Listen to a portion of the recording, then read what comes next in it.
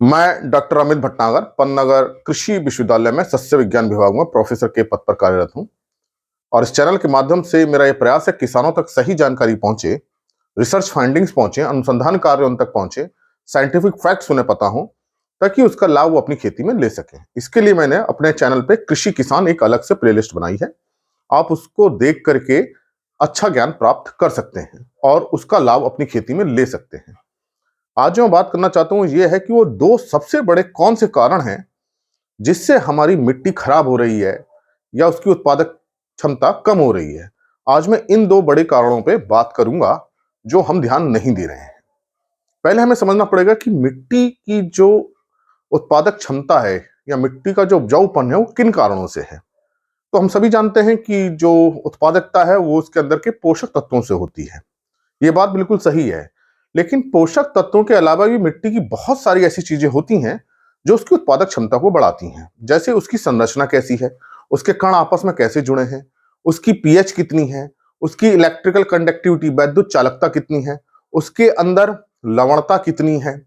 ये बहुत सारे ऐसे फैक्टर्स होते हैं। उसमें एरेशन कितना अच्छा है, उसकी वाटर होल्डिंग कैपेसिटी कितनी अच्छी है, उसका जो बल डेंसिटी है, स्थूल घनत्व है, वो कितना है। तो बहुत सारी ऐसी चीजें होती हैं जो सब मिलकर के उत्पादन क्षमता को बढ़ाती हैं। नो डाउट उसमें पोषक तत्व तो सबसे महत्वपूर्ण है ही, इसके अलावा ये गुण भी होने बहुत जरूरी है। अगर मिट्टी के अंदर ये सब संतुलन में है कि उसकी वाटर होल्डिंग कैपेसिटी अच्छी हो, उसकी सीईसी कैटायन एक्सचेंज कैपेसिटी अच्छी हो, उसकी पीएच न्यूट्रल हो, ईसी सही रेंज में हो, बहुत ज्यादा ईसी ना हो, और पोषक तत्व भी सभी हो, मैक्रो माइक्रो जितने भी एसेंशियल न्यूट्रिएंट हैं सभी हो संतुलित मात्रा में हो, तो उसकी उत्पादन क्षमता अच्छी रहेगी। अब ये जो मिट्टी में ये जो सारे गुण आते हैं वो आते हैं जैवांश पदार्थों से। तो अगर हमारी मिट्टी के अंदर जैवांश पदार्थ मतलब ऑर्गेनिक मैटर अच्छा है तो हमारे ये जितने भी गुण हैं मिट्टी के, फिजिकल प्रॉपर्टीज हैं, केमिकल प्रॉपर्टीज हैं, बायोलॉजिकल प्रॉपर्टीज सब अच्छी होंगी। जैवांश पदार्थ अच्छा होने से माइक्रोबियल एक्टिविटी, सूक्ष्म जीवों की एक्टिविटी भी बहुत अच्छी होगी। उससे जो न्यूट्रिएंट ट्रांसफॉर्मेशन होते हैं वो बहुत अच्छे होते हैं, जिसे हम डिकम्पोजिशन कहते हैं, वो बहुत अच्छा होगा। मिनरलाइजेशन, पोषक तत्व जो निकलते हैं जैविक पदार्थों से वो बहुत अच्छे निकलेंगे। और जैविक जो पदार्थ होते हैं उनके अंदर ये गुण होता है मिट्टी के कणों को आपस में बांध के रखना, ताकि मिट्टी की संरचना बहुत अच्छी रहती है और उसके अंदर वायु संचार अच्छा रहता है, वाटर होल्डिंग कैपेसिटी बहुत अच्छी रहती है, सीईसी बहुत अच्छी रहती है। तो ये एक बहुत बड़ा कारण है मिट्टी की उर्वरता क्षमता को बना के रखने का, और ये बात लगभग सभी लोग जानते हैं। लेकिन अधिकांश लोग यही जानते हैं कि जो ऑर्गेनिक मैटर है वो केवल पोषक तत्वों को उपलब्ध कराता है। पोषक तत्वों के अलावा ये जितनी फिजिकल प्रॉपर्टीज है, जैसे मैंने आपको बताया, एरेशन है, वाटर होल्डिंग कैपेसिटी है, कणों की संरचना है, उसकी बल डेंसिटी, उन सबको मेंटेन रखता है। केमिकल प्रॉपर्टीज जैसे उसकी पीएच है, उसकी सीईसी कैटायन एक्सचेंज कैपेसिटी है, उसकी ईसी इलेक्ट्रिकल कंडक्टिविटी है, और जो न्यूट्रिएंट लेवल है उसको बहुत अच्छा रखता है। तो हमारे खेतों में क्या हो रहा है कि ऑर्गेनिक मैटर कंटेंट कम होता जा रहा है। अब ये कम क्यों होता जा रहा है? क्योंकि हम जैविक पदार्थों का प्रयोग कम कर रहे हैं। अगर हम जैविक पदार्थों का प्रयोग किसी रूप में करें, चाहे हम दलहनी फसल की बीच में उगा लें, चाहे हम क्रॉप रेजिड्यू को डाल लें, चाहे हम हरी खाद ले लें, चाहे हम गोबरी खाद डाल लें, वर्मी कंपोस्ट डाल लें, केचुई खाद डाल लें, मुर्गी खाद डालें, किसी ना किसी रूप में हम अगर हम जैविक पदार्थों को मिलाते रहें तो ये गुण बने रहेंगे। तो जो मिट्टी की दशा जो खराब हो रही है सबसे बड़ा कारण यही है। तो जो हम रासायनिक खेती करते हैं तो हम रासायनिक उर्वरकों को डालते हैं। तो ऐसा नहीं है कि रासायनिक खेती में हमको जैविक खादों का प्रयोग नहीं करना है, ऐसी कोई बात नहीं होती। ना ये संस्तुति की जाती है कि रासायनिक खेती है तो आप जैविक पदार्थों का प्रयोग ना करें। जब भी हम रासायनिक खेती करते हैं हम सड़ी गोबरी खाद 10 टन 5 टन जो होती है हम उसको डालते हैं। तो रासायनिक खेती का अर्थ ये नहीं है कि हम केवल केमिकल फर्टिलाइजर डालेंगे, ऑर्गेनिक मैटर नहीं डालेंगे या वाईएम नहीं डालेंगे, ऐसा नहीं है। तो आप खेती कर रहे हैं, केमिकल खेती कर रहे हैं, जो भी यूरिया डालना है, डीएपी डालना है, एमओपी डालना है, डालते रहिए। उसके साथ साथ आप ये जैविक पदार्थ जो मैंने कई प्रकार के जो रूप होते हैं उसके माध्यम से आप दें। और हरी खाद तो आप ले सकते हैं, ग्रीन मैन्योरिंग आप कर सकते हैं, ढैंचे की कर सकते हैं, मूंग की कर सकते हैं, उड़द की कर सकते हैं, बहुत सारी जो दलहनी फसलें उनकी कर सकते हैं। तो सबसे बड़ा कारण तो यही है कि खेतों में हमारा ऑर्गेनिक मैटर कम होता जा रहा है क्योंकि हम उसका प्रयोग नहीं कर रहे हैं।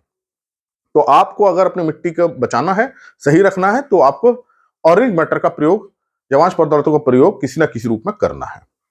तो ये एक सबसे बड़ा कारण है। दूसरा कारण जो हमारे खेत खराब होने का है वो है उसके अंदर लवणता बढ़ रही है, सैलिनिटी उसके अंदर बढ़ रही है मिट्टी के अंदर। अब ये सैलिनिटी जो है ये जो बढ़ रही है वो किस कारण से बढ़ रही है? साल्ट ज्यादा आ रहे हैं मिट्टी में, साल्ट हो रहे हैं, साल्टों की मात्रा बढ़ती जा रही है। तो जो साल्ट बढ़ेगा तो ये टॉक्सिक इफेक्ट दिखाते हैं, मिट्टी की दशा को खराब कर देते हैं। फिजिकल प्रॉपर्टीज तो खराब होती है, केमिकल प्रॉपर्टीज भी खराब हो जाती हैं। पीएच ज्यादा चली जाती है, जैसी पीएच ज्यादा जाती है माइक्रो एक्टिविटी कम हो जाती है, बहुत सारे पोषक तत्व उपलब्ध नहीं होते हैं, मिट्टी की जो है केमिकल प्रॉपर्टीज बदल जाती हैं, सीईसी जो है वो भी खत्म हो जाती है, इलेक्ट्रिकल कंडक्टिविटी बहुत ज्यादा चली जाती है, तो इससे हमारी भूमि खराब होती है। अब ये सैलिनिटी किस कारण से हो सकती है? तो देखिए, जिस हम ट्यूबवेल का पानी हम प्रयोग कर रहे हैं वो सैलाइन वाटर है, तो सैलिनिटी क्या हो जाएगी? हमारे खेत की बढ़ेगी।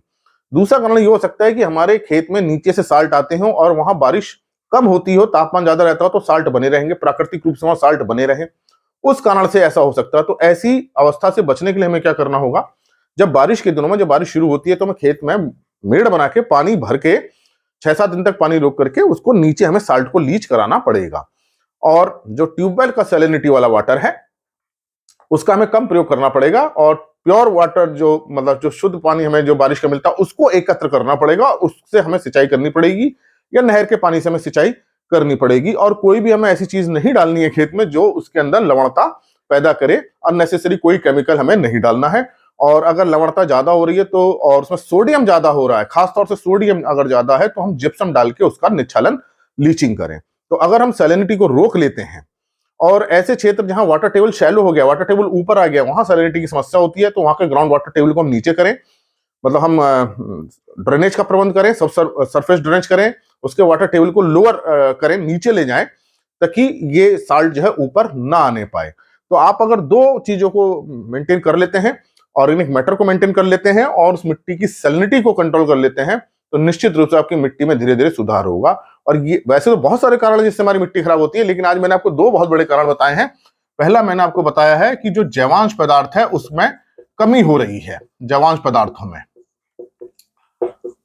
की कमी हो रही है, मैं इसको एरो नीचे कर दे रहा हूं। दूसरा जो है ये सैलिनिटी जो है, लवणता जो है, ये सैलिनिटी जो है ये बढ़ रही है, लवणता ज्यादा हो रही है। तो आप इसको कंट्रोल कीजिए, पीएच को न्यूट्रल करने की कोशिश कीजिए, लीचिंग कीजिए या जिप्सम डाल के कीजिए। अगर हम इस पर कंट्रोल कर लेंगे तो निश्चित रूप से हमारे खेत में बहुत अच्छा सुधार होगा।